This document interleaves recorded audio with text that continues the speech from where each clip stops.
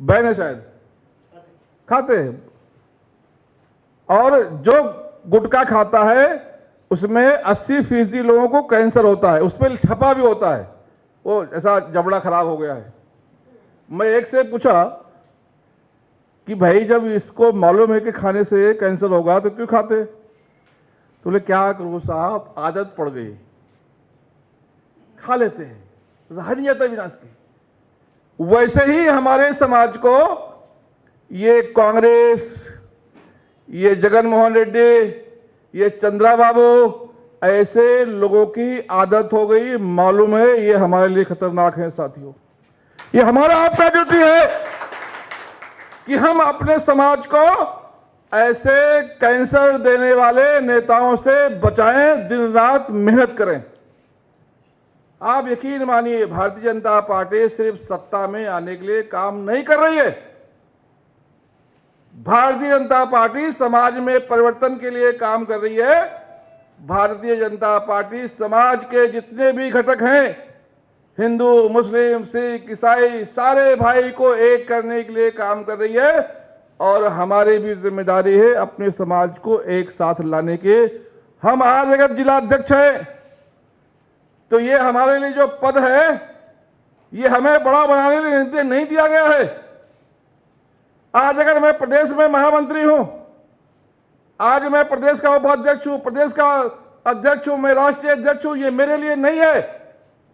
ये जिम्मेदारी इसलिए है कि मैं इसका उपयोग करके समाज के लोगों में चेतना लाऊं। और इसके लिए साथियों हमें भागना पड़ेगा, प्रवास करना पड़ेगा। प्रवास, प्रयास, संपर्क, संवाद, यही हमारे मूल मंत्र हैं। अगर हम अपने घर में बैठे रहेंगे तो 3 साल कैसे निकल जाएगा समझ नहीं पाओगे। मैं आज याद करता हूं तो मुझे राष्ट्रीय अध्यक्ष बने हुए 1 साल होने को जा रहे। 1 साल कोरोना काल था। मैं 26 अक्टूबर को राष्ट्रीय अध्यक्ष बना और देखा जाए 26 सितंबर को, तो अभी जुलाई खत्म होने को, अगस्त आ जाएगा, सितंबर आ जाएगा, पता नहीं चलेगा 1 साल हो गया। और हम कोरोना काल में भी काम करते रहे, उसका हमने उपयोग किया। हमने ये बहाना नहीं बनाया। जहां हम जा सकते थे फिजिकली गए, जहां नहीं जा सकते थे वहां वीडियो कॉन्फ्रेंसिंग के माध्यम से बातचीत किए, फोन के माध्यम से बातचीत किए।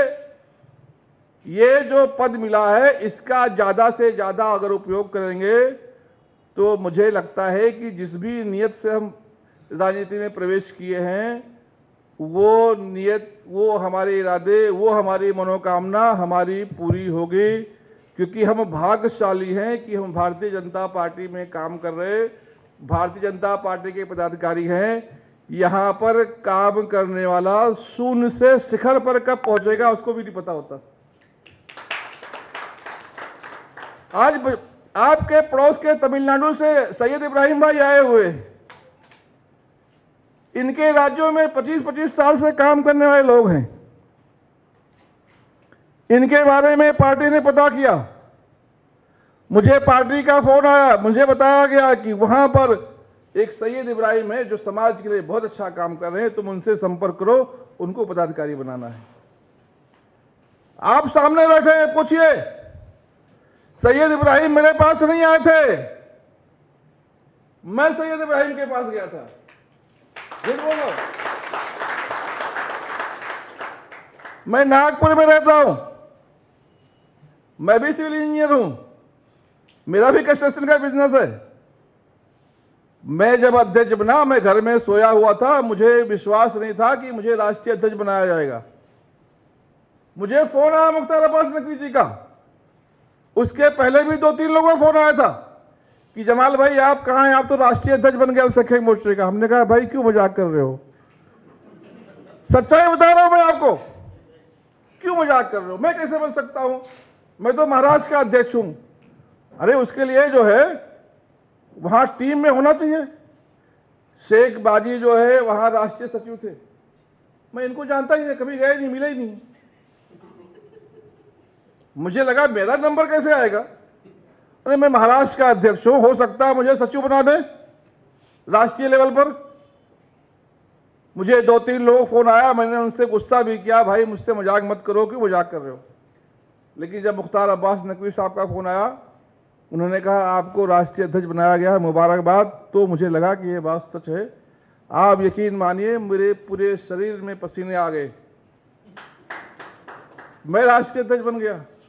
मेरे जैसे एक सामान्य कार्यकर्ता जिसके राजनीति में पीछे कोई नहीं है, लेकिन भारतीय जनता पार्टी को लगा ये काम करता है, ये समाज के लिए चिंता करता है, ये पार्टी की विचारधारा को आगे बढ़ा रहा है, इसको मौका देंगे तो पार्टी का काम होगा, समाज को जोड़ेगा, इसलिए मुझे दिया गया। मुझे पुरस्कार नहीं मिला है, आपको भी इसलिए दिया गया है। अगर आप सब अपने कामों को करेंगे तो आप यकीन मानिए आप में से कोई राष्ट्रीय अध्यक्ष बनेगा, कोई मंत्री बनेगा, और आप में से कोई प्रधानमंत्री भी बन सकता है। भाई साहब, हम जिस पार्टी में काम करते हैं वहां प्रधानमंत्री भी प्रधानमंत्री के पेट में पैदा नहीं होता। ये जगन मोहन रेड्डी के पार्टी वालों को नसीब नहीं है। आज जगन मोहन रेड्डी के पार्टी वालों के कितने बड़े नेता हो, वो क्या बन सकते? मंत्री बन सकते। इसके ऊपर का सपना दे सकते क्या? आप बताओ, कभी जगन मोहन रेड्डी वालों के पार्टी वालों के नेताओं को यह सपना आता होगा कि मुख्यमंत्री बन गए? आता होगा तो उनको एक चपाटा पड़ता होगा, जो तू कैसा मुख्यमंत्री बनेगा, जगन मोहन रेड्डी का बेटा बनेगा। ये हमको सौभाग्य मिला हुआ है और इस सौभाग्य का इस्तेमाल करके सपने को साकार कर सकते हैं साथियों। इसलिए मैं आपसे निवेदन करने आया हूं कि आप सब निकलिए घर से बाहर, घूमिए शहर में, प्रवास कीजिए अपने जिलों में, मिलिए लोगों से। लोगों में बहुत पीड़ा है। आप यकीन मानिए, जब मैं महाराष्ट्र से चलकर यहां पर आया, मेरे दिमाग में यह था कि जगन मोहन रेड्डी तो मुसलमानों का दोस्त है, मैं एक्सेप्ट कर रहा हूं इस बात को। लेकिन मैं जब सुबह आया, मेरे पास 4-5 डेलीगेशन आए, कुछ बहनें भी आई। उन्होंने जब अपनी पीड़ा बताई, मुझे लगा तो सबसे बड़ा ठग है। यकीन मानिए, सबसे बड़ा ठग है, ढोंगी है। अरे इसके पिताजी की भी आत्मा इसको थूकती होगी। तो ये क्या काम कर रहा है बेटा, मेरा नाम खराब कर रहा है। लोगों को ठग कर सत्ता में आने के बाद अपने विधायकों से नहीं मिलता है। सैयद इब्राहिम भाई ने बोला भाई ये समस्याएं तुम्हारी हैं तो एक बार मुख्यमंत्री से मिल लो, तो उन्होंने कहा मुख्यमंत्री से मिलने? अरे बाप, हमारे यहां तो प्रधानमंत्री से मिलने के लिए भी ऐसा नहीं बोलते लोग।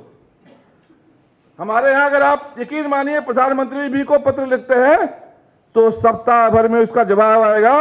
और बहन बोली हमको आया है 3 खताएं हैं। 3 खताएं, और एक मुख्यमंत्री मिलता ही नहीं है। फिर पता चला ये तो 6-6 महीना विधायकों से नहीं मिलता है। जो मुसलमानों के दोस्त बनकर छवि बनाकर बैठा हुआ है, वह जायदाद, आपको पता है वह क्या होता? जो हमारे पुरखों ने समाज के काम के लिए जमीनें दान में दी हैं, उसके देख रेख के लिए वक्फ बनाया गया है। उन प्रॉपर्टियों पर सबसे ज्यादा कब्जा करके अगर कोई बैठा है तो जगन मोहन के लोगों ने कब्जा कर लिया है, वहां पर वही लोग बैठे हैं। उन प्रॉपर्टियों को अगर छुड़वा लिया गया तो आप यकीन मानिए आंध्र प्रदेश सरकार से 1 रुपया मांगने की आवश्यकता नहीं है। सारे मुसलमान बच्चों को वजीफे मिलेंगे, सारे मस्जिदों को पेमेंट मिलेगा, और 5,000 नहीं 15,000 मिलेगा। ये जो 5,000 रुपया दे रहा है वो अपने जेब से नहीं दे रहा है, ये वक्फ बोर्ड से जो पैसा आ रहा है, जो हमारे आपके पुरखों ने प्रॉपर्टी दी है उसका जो किराया आ रहा है उससे दे रहा है। और बोलता है ये तो मैं दे रहा हूं। मिलना कितना चाहिए? 15,000। अगर ये सारी प्रॉपर्टी छुड़वा दे तो 15,000 रुपया मिलेगा। मिलता कितना है? 5,000, और ऊपर से एहसान जताता है। एक मेरे साथी आए, उनके साथ टीचर लोग थे जो मदरसों में काम करते। वो रो रहे थे 2019 से पेमेंट नहीं मिला है। इब्राहिम भाई साथ में थे, हमने कहा इब्राहिम भाई को पकड़ लो, तो आपके करीब के हैं, जरूर यहां पर आएंगे। इब्राहिम भाई आपकी जिम्मेदारी है सबको न्याय दिलाना, आपकी जिम्मेदारी है। ये जगन मोहन रेड्डी जो ठग है, ये फरिश्ता बनकर बैठा है, इसके बुरके को फाड़कर इसके असली चेहरे को समाज के सामने लाना है। ये इब्राहिम भाई मैं आपकी जिम्मेदारी लेकर जा रहा हूं, ये सच्चाई सामने आनी चाहिए। जो लोग ठगे जा रहे हैं, असली चेहरा देखने के बाद उसके ऊपर थूकना चाहिए। ये हमारी आपकी जिम्मेदारी बनती है। इसलिए हमें आपको साथियों पद दिया गया है, इसलिए नहीं दिया गया है कि विजिटिंग कार्ड बनाकर लोगों को दिखाएं, चमकाएं, डराएं। ये हमारा परंपरा नहीं है, ये हमारा कल्चर नहीं है।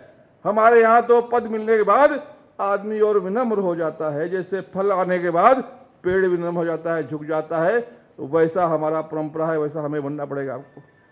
और हमारे भाई लोग बता रहे थे कि जगन मोहन रेड्डी के लोग बोलते हैं कि प्रधानमंत्री ने 2019 के बाद पैसा ही नहीं भेजा।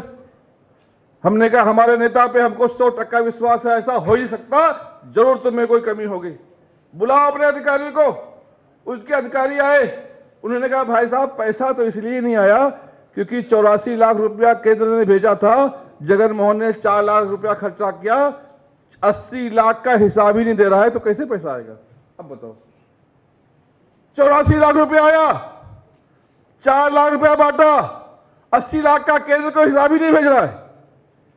बोले उसके बाद भी पैसा आता, लेकिन मदरसे कितने चल रहे हैं इसकी भी लिस्ट उसने नहीं भेजा है। समझे क्या? जो आपके यहां मदरसे चल रहे हैं उसका भी लिस्ट केंद्र को नहीं भेजा है। सिर्फ इसलिए नहीं भेजा है क्योंकि केंद्र का पैसा, माननीय मोदी जी का पैसा अगर आता है तो लोग भारतीय जनता पार्टी जिंदाबाद बोलेंगे, भारतीय जनता पार्टी का नाम नहीं होना चाहिए।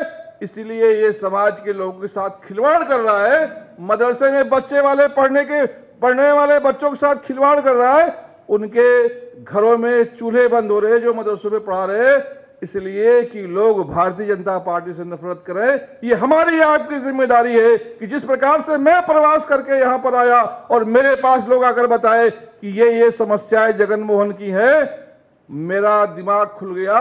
मेरे दिमाग में जो छवि बनी बैठी थी उसकी, वो धुल गई। वैसे ही आपको प्रवास करके हर जिले में जाना है। इन्होंने क्या ठगी की है, क्या बदमाशी की है, समाज के साथ क्या धोखा किया है, और समाज को न्याय दिलाने के लिए उनके साथ खड़ा होना पड़ेगा। तो यकीन मानिए हमारे साथ समाज जरूर खड़ा होगा, और ये सबसे आसान काम है। इस आसान काम को हम ही आप कर सकते हैं साथियों, इसमें कोई मुश्किल काम नहीं है। ये काम हमें आपको करने के लिए घर से निकलना पड़ेगा। आप हम सब घर से निकलेंगे ना?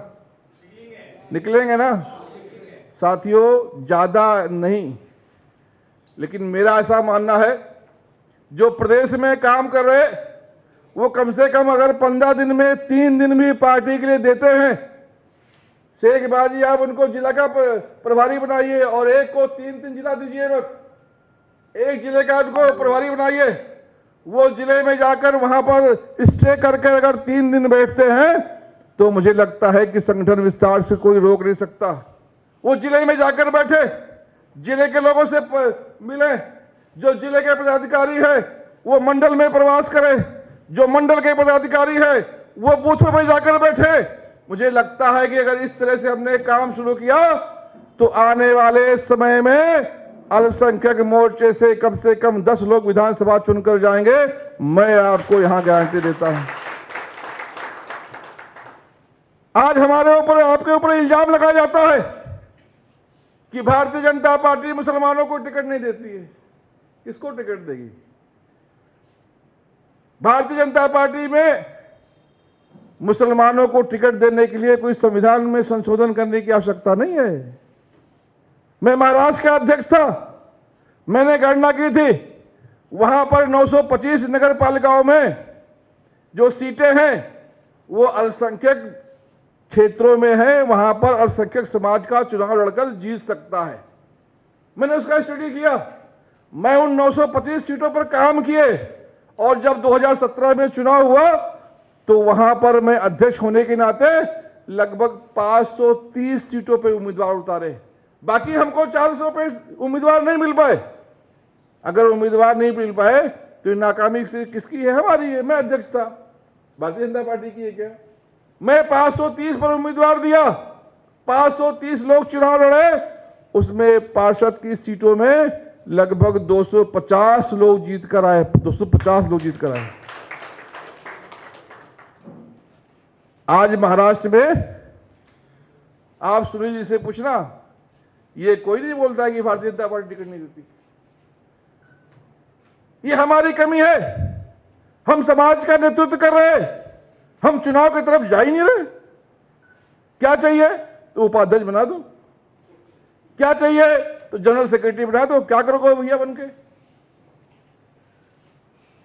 अरे जिसको पद ही चाहिए तो मैं माननीय महामंत्री जी से कहूंगा कि ऐसे 2, 4, 10 लोग जो सिर्फ पद के लिए काम कर रहे हैं, उनके लिए एक अलग से प्रकोष्ठ बना दीजिए, जिनको कोई काम नहीं होगा। मिनिस्टर विदाउट पोर्टफोलियो, ऐसा भी एक प्रकोष्ठ बना दीजिए जो वहीं जाकर रहे। लेकिन कम से कम जो ऐसे प्रमुख पदों पर आ रहे हैं वो चुनाव के दृष्टि से काम करें, तभी वो कामयाब होंगे। और मैंने तो एक नारा दिया है, जो चुनाव लड़ेगा वही आगे बढ़ेगा। अभी हमें चुनाव की तरफ भी जाना पड़ेगा, चाहे पार्षद का चुनाव हो, चाहे विधानसभा का चुनाव हो, चाहे लोकसभा का चुनाव हो। एक मैं जगह बातचीत कर रहा था पत्रकार से, तो कई लोग होते हैं ना जिनको सिर्फ खुजली होती है, उनको कभी नजर आती है। तो एक ने कहा, साहब आप तो सिर्फ पंचायत की बात कर रहे, क्या मुसलमान विधानसभा और लोकसभा लड़ने लायक नहीं है क्या? हमने कहा, घर में बच्चा पैदा हुआ है तो पहले उसको बीए कराओगे, नर्सरी में डालोगे? ये गलती उनकी है जिनके साथ मुसलमान था, उन्होंने उसको सिखाया नहीं। अगर वो सिखा के भेजते हमारे पास तो हम भी पहले में लड़ाते। पहले पंचायत तो लड़ ले, पहले लड़ने की आदत तो डाल ले। साथियों, हमें पंचायत से चुनाव करके शुरू करके पार्लियामेंट तक पहुंचना है, और इसकी जिम्मेदारी हमारी आपकी है, कोई बाहर से नहीं आने वाला। हमें आपको ऐसे लोगों को भी तलाशना है। हमारे जिले में कौन कौन से जिला परिषद है, कौन कौन से नगर पालिका है, कौन कौन से पार्षद की सीटें है, इसकी चिंता भी हमें आपको करनी पड़ेगी। हमने केंद्र की तरफ से शेख बाजी से भी मांगा है कि आपके आंध्र प्रदेश में ऐसे कितने नगर पालिका है, महानगर पालिका है जिसमें मुस्लिम बहुल क्षेत्र है, जिसमें हम पार्षद लड़ा सकते हैं। इसकी जानकारी हमने मांगी है। सैयद इब्राहिम भाई जानकारी निकाल कर आए। हमें उन सीटों की भी चिंता करनी पड़ेगी जहां से हम चुनाव लड़कर जीत सकते, वहां पर हमें काम शुरू करना पड़ेगा। साथियों, ये जो राजनीति है ये बहुत आसान है, और भारतीय जनता पार्टी में तो आपको राजनीति करना है तो सिर्फ एक काम करना है। क्या करना है? आपको ईमानदारी से काम करना है, बाकी चिंता छोड़ दीजिए। आप घर में सोए रहेंगे, बुलाकर बड़े से बड़ा पद दिया जाएगा, इसकी गारंटी मैं लेता हूं। साथियों, आप काम शुरू कीजिए। मैं आपका मनोबल गिराना नहीं चाहता हूं, लेकिन अभी जो मैंने देखा, आप सबने पद तो ले लिया है लेकिन पद का महत्व नहीं समझा है। आप सबने पद तो ले लिया है लेकिन पद का इस्तेमाल नहीं किया है। आप सबने पद तो ले लिया है लेकिन प्रवास शुरू नहीं किया है। जब तक आप जाएंगे नहीं, जब तक आप बैठेंगे नहीं, आज भारतीय जनता पार्टी और मुसलमानों के बीच में जो दूरी है उसका मुख्य कारण यह है कि हम बहुत दूर दूर खड़े हैं। हम एक दूसरे के बारे में सुनकर जानते हैं, देखकर जानते नहीं है। आज जितने आराम से आप यहां पर बैठे हैं, एक सामान्य मुसलमान भारतीय जनता पार्टी कार्यालय में घुस नहीं सकता। उसको डर लगता है, क्या मुझे यहां पर एंट्री मिलेगी? అందరూ నుంచుని ఒకసారి వారికి ఘనంగా స్వాగతములు.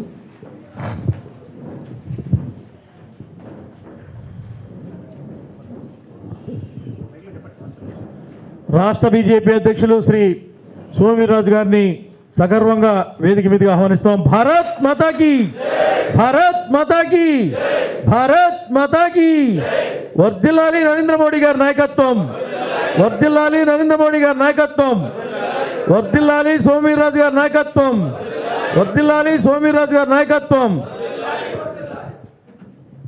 तो ये जो दूरी है, अध्यक्ष जी यहाँ पर आए हैं, मैं उनका स्वागत करता हूं। आप सबसे भी निवेदन करता हूं कि आप ताली बजाकर स्वागत करें। ये जो दूरी है, यही सारे गलतफहमियों का जड़ है। आपको शेर समझता क्या? शेरों शायरी समझती है? एक शायर ने कहा है, दूरियां जब हद से बढ़ी, दूरियां जब हद से बढ़ी, विवाद बढ़ता गया, उन्होंने वो भी सुना जो हमने कभी कहा ही नहीं। यही है आज भारतीय जनता पार्टी।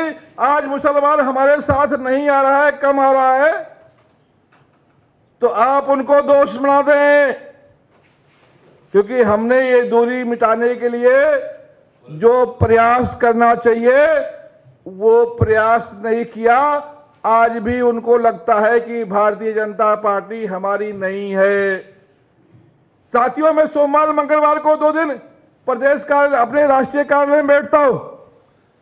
मैं फेसबुक, आजकल फेसबुक, ट्विटर और मीडिया का जमाना है, मैं उस पर पोस्ट डालता हूं, मैं कार्यालय में बैठने वाला हूं। बहुत सारे साथी मुझे फोन कर दे कि जमाल भाई ठीक है, आप तो मेरे मुसलमान भाई हैं, ठीक है, लेकिन मुझे आपसे काम था, आपकी सरकार भी दिल्ली में है, तो क्या मैं कार्यालय में आ सकता हूं? सच बता रहा हूं, मुझे लोग संदेह से पूछते कि क्या मैं कार्यालय में आ सकता हूं, मुझे प्रवेश मिलेगा? अरे मैं बोला, भाई आपका ही कार्यालय है, क्यों नहीं मिलेगा? आज जिस भारतीय जनता पार्टी से आपको हमको डराया जाता है, हमारे समाज को डरा के दूर किया जाता है, क्या आप जानते इसको किसने बनाया? आज यहां पर इतने लोग बैठे हुए हैं, आप मुझे बताएंगे भारतीय जनता पार्टी की जो स्थापना हुई, उस स्थापना करने के टाइम पे अध्यक्ष और महामंत्री कौन है? कोई बताएगा? आज इतने बड़े बड़े पदों पर बैठे हुए हैं, कम से कम अपने इतिहास को तो जानिए। एक बता भाई हाथ उठाया है, कौन बनाया था? अब बताओ, जिस पार्टी को बनाने में मुसलमान हो, वो पार्टी किसकी हो गई?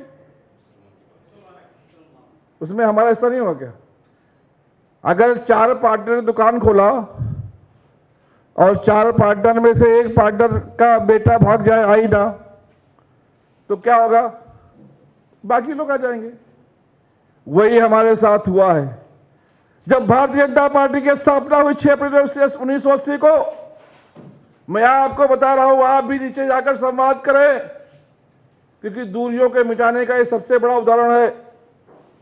6 अप्रैल 1980 को महाराष्ट्र के मुंबई में जब भारतीय जनता पार्टी बनाई गई, तो अध्यक्ष बने स्वर्गीय अटल जी, जो दुनिया के सबसे लोकप्रिय नेता हुए। महामंत्री कौन बने? आदरणीय मुरली मनोहर जोशी जी। दूसरे महामंत्री कौन बने? आदरणीय लाल कृष्ण आडवाणी जी।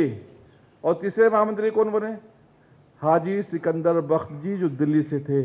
आप तो जानते हैं भारतीय जनता पार्टी में जनरल सेक्रेटरी का क्या महत्व होता है।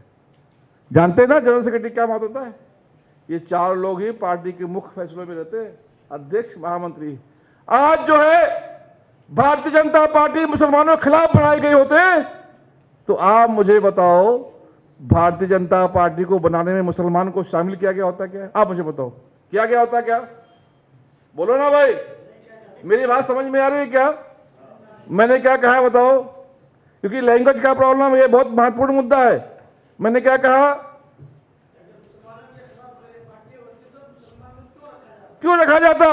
अरे मुसलमान को इसलिए रखा गया क्योंकि हमारे नेताओं को मालूम था कि जो मुसलमान है ये भी परेशान है, ये भी एक पार्टी के तलाश में है, तो सिकंदर भाई को जिम्मेदारी दी जाए कि सिकंदर भाई जाओ अपने भाई को साथ लेकर आओ, तुम्हारा भी विकास किया जाएगा, तुम्हारा भी उत्थान किया जाएगा। जैसे आज आपके भाई शेख बाजी को अध्यक्ष जी ने, महामंत्री जी ने जिम्मेदारी दी है, शेख बाजी जाओ अपने समाज को जोड़ो, उनको भी न्याय दिया जाएगा। लेकिन उस वक्त दुर्भाग्य की बात है कि सिकंदर भाई की आवाज को समझ नहीं पाए, पार्टी की मूव को समझ नहीं पाए, क्योंकि कांग्रेसियों ने मुसलमानों के दिमाग को खराब करके रखा था। कांग्रेसियों ने जगह जगह दलाल बिठा के रखा था, और कहीं मौलाना के शक्ल में, कहीं नेता के शक्ल में, कहीं जमींदार के शक्ल में मुसलमान भारतीय जनता पार्टी की बात को समझ नहीं पाया। इसीलिए आज दलित भाइयों से ज्यादा पिछड़ा, शोषित, पीड़ित है। इसको दूर करना है तो हमें आपको जाकर उनके बीच में बैठना होगा और पूछना होगा, आओ बताओ भारतीय जनता पार्टी कैसे दुश्मन है। मैं तुमको बताता हूं भारतीय जनता पार्टी दोस्त कैसे है। हमें आपको उनको डिबेट में आना पड़ेगा, संवाद करना पड़ेगा। मुझे यकीन है जो भारतीय जनता पार्टी को दुश्मन कहते हैं उनके जबान पे ताले लग जाएंगे, क्योंकि भारतीय जनता पार्टी ने आज तक कोई ऐसा काम नहीं किया जो समाज में विवाद का काम करे। भारतीय जनता पार्टी ने हमेशा जोड़ने का काम किया। आज जो प्रधानमंत्री मोदी जी ने नारा दिया है, सबका साथ, सबका विकास, सबका विश्वास, शुरू से भारतीय जनता पार्टी उसी में काम कर रही है। कहीं ना कहीं हम आप जिनको जिम्मेदारी दी गई है समाज को जोड़ने की, हम कहीं ना कहीं हम और आप अपने फर्ज से दूर हैं, आलसी हो गए हैं, आराम पसंद हो गए हैं, पदों को लेकर सिर्फ विजिटिंग कार्ड बनाते हैं। आप हम भी गुनहगार हैं साथियों। हमें आपको आगे निकलकर इस काम को मिटाना होगा कि भारतीय जनता पार्टी दुश्मन है। हमें बताना होगा कि भारतीय जनता पार्टी हमारी दोस्त है। कब? शुरू से जब जनसंघ था, जब जनता पार्टी बना, उसमें जब सरकार में शामिल होने का मौका मिला, तो स्वर्गीय अटल जी जब मंत्री बने तो उनके साथ कौन मंत्री बना? भोपाल के आरिफ बेग साहब मंत्री बने। आप मुझे बताइए, पहली बार भारतीय जनता पार्टी सत्ता में आ रही है और मंत्री किसको बना रही है? मुसलमान को बना रही है, फिर भी दुश्मन है। भारतीय जनता पार्टी की स्थापना हो रही है, एक ऐसे पार्टी की नींव पड़ रही है जो आने वाले समय में दुनिया की सबसे बड़ी पार्टी बनने वाली है, उसमें आपको शामिल किया जा रहा है। फिर भी भारतीय जनता पार्टी दुश्मन पार्टी है। और तुम जिन्होंने हमेशा वोट लिया और आज हमें ऐसे हालत में रख दिया कि हम दलित, शोषित, पीड़ित हो गए, आदिवासी भाइयों से पिछड़े हो गए, ये भारतीय जनता पार्टी के नेता नहीं कह रहे। ये सोनिया गांधी ने जब आयोग बनाया था, सच्चर आयोग, मालूम है सच्चर आयोग? किसको किसको मालूम है सच्चर आयोग? भाइयों थोड़ा स्टडी करो, राजनीति में हो, थोड़ा पढ़ाई करो। मेरा सौभाग्य है कि आज हमारे अध्यक्ष जी भी हैं, महामंत्री जी भी हैं। मैं आपसे निवेदन करूंगा, इनका एक प्रशिक्षण करवाइए, कुछ भी नहीं आता। एक बार इनको प्रशिक्षण हो गया, आ गया, तो मुझे लगता है आंध्र प्रदेश में अल्पसंख्यक मोर्चा से बड़ा कोई ताकत ही नहीं होगा। आज जो है हमें जानकारी हासिल करनी पड़ेगी, नॉलेज लेना पड़ेगा। नॉलेज के बिना हम डिबेट नहीं कर सकते हैं। हमें जानकारी लेकर आगे बढ़ना पड़ेगा। भारतीय जनता पार्टी को दुश्मन तो कहते हैं लोग, लेकिन दुश्मनी कहां है बताइए जरा आकर। आप ऊपर से नीचे देखेंगे, कहीं नहीं दुश्मनी है। आज इस हॉल में यहां पर बैठे हैं हम लोग, संख्या में सबसे कम है। आज किसान मोर्चे का भी सम्मेलन है, वो कहां बैठे हैं? वो कहीं और बैठे हैं। अगर हमसे दूरी बनाई गई होते या हमें गैर समझा जाता तो यहां पर आज हमको नहीं बिठाया जाता, क्योंकि हम में फर्क नहीं है। भारतीय जनता पार्टी के लिए सब बराबर है, कोई भेद नहीं है, कोई फर्क नहीं है। जो लड़ाने वाले ताकतें हैं उनसे मुकाबला करने के लिए हमें आपको बाहर निकलना पड़ेगा, प्रवास करना पड़ेगा, लोग बीच में जाना पड़ेगा, संगठन को मजबूत करना पड़ेगा। और अगर इसको करने में हम कामयाब हुए तो आप यकीन मानिए हमें और आपको कोई हरा नहीं सकता, हमारी और आपकी तरक्की को कोई रोक नहीं सकता। साथियों, हमें आपको प्रवास करने की आवश्यकता है, हमें आपको प्रशिक्षण लेने की आवश्यकता है, हमें आपको पढ़ाई करके नॉलेज इकट्ठा करने की आवश्यकता है, क्योंकि दुश्मन बहुत शातिर है, उनके साथ बहुत सारे लोग हैं जो गुमराह करने के लिए खड़े हुए हैं। हम जो सच्चा रास्ता दिखाने वाले लोग कम है। हमें आपको तैयारी के साथ निकलना पड़ेगा। मुझे लगता है कि अगर तैयारी के साथ निकले तो हमें आपको कोई जो है रोक नहीं सकता कामयाब होने से। संगठन को मजबूत करना है, संगठन को नीचे तक लेकर जाना है, बूथ कमेटियों तक पहुंचना है और बूथ कमेटियों के माध्यम से जो शासकीय योजनाएं हैं, मैं शासकीय योजनाओं पे बात नहीं करूंगा क्योंकि समय ज्यादा नहीं है। जो शासकीय योजनाएं हैं उन योजनाओं को समझना होगा और शासकीय योजनाओं को बूथ पर पहुंचाना होगा। जो बूथ की समस्याएं हैं, बूथ से लेकर मंडल पर, मंडल से लेकर जिले पर, जिले से लेकर प्रदेश पर लाकर उसको हल करना पड़ेगा। जहां भी आपको लगता है कि केंद्र से अपने को किसी की आवश्यकता है, केंद्र से कोई मदद की आवश्यकता है, मैं आपके साथ बिल्कुल 24 घंटा जहां भी आपको लगे आप मुझे आवाज दे, मैं आपके साथ खड़ा मिलूंगा इंशाल्लाह।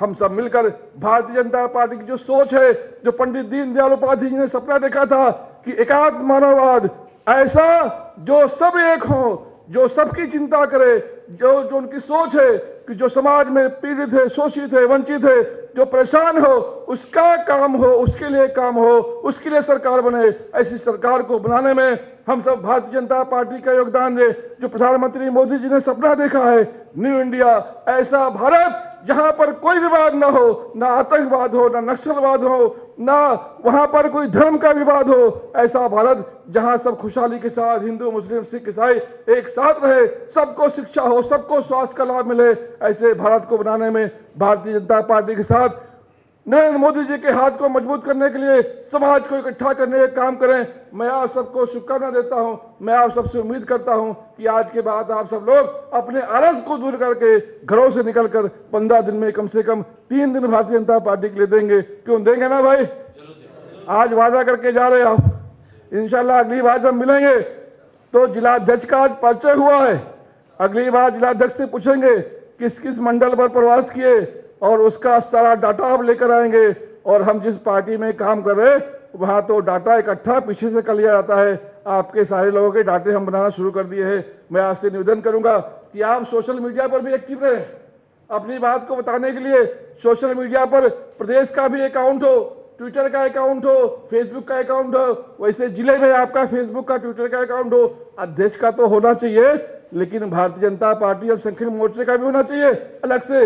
वहां पर अपनी बात को रखें। जो हमारे पदाधिकारी हैं कम से कम फेसबुक वगैरह पर 15 दिन में एक बार संवाद करें, बैठकर लोगों से चर्चा करें, मुद्दों की जानकारी दें लोगों में। ऐसे हमें सोशल मीडिया का भी साथियों इस्तेमाल करना पड़ेगा। मैं देख रहा हूं सोशल मीडिया का काम थोड़ा सा कमजोर दिख रहा है, पर उस पर भी साथियों हमें आपको मिलकर मेहनत करना पड़ेगा। आज हमारे लिए बहुत सौभाग्य की बात है कि अध्यक्ष जी भी यहाँ पर आए हुए हैं। आप सब उनसे भी मुलाकात कर लिए। मैं अपनी बात को यहीं पे समाप्त करता हूं। जय हिंद, खुदा हाफिज। कितना अच्छा संदेश दिया था है। बहुत बहुत शुक्रिया जी। आंध्र प्रदेश माइनॉरिटी मोर्चा की तरफ से आपको बहुत बहुत धन्यवाद बोल रहा हूं मैं। एक बात याद आए सर, आप बोलते जब अटल जी ने कहा बोल के, कब की 10 साल पिछले सुना था मैं एक बात। अटल जी ने कहा कांग्रेस लोग मुसलमान को बोलते रहते ना बीजेपी पे नहीं जाना, वो दुश्मन है।